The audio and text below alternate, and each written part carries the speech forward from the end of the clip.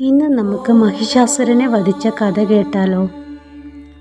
പണ്ട് മഹിഷാസുരൻ എന്ന അസുരൻ ദേവലോകം കീഴടക്കി. ബ്രഹ്മാവിൽ നിന്നും ലഭിച്ച വരം കാരണം ഒരു പുരുഷനും അവനെ തോൽപ്പിക്കാൻ കഴിയില്ലായിരുന്നു.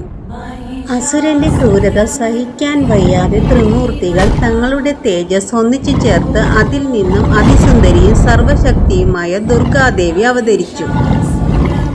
സിംഹവാഹിനിയായ ദേവി 10 കൈകളിൽ ആയുധങ്ങളുമായി മഹിഷാസുരനോട് ഏറ്റുമുട്ടി. 9 പകലും 9 രാത്രിയും നീണ്ടുനിന്ന ഭീകരമായ യുദ്ധം.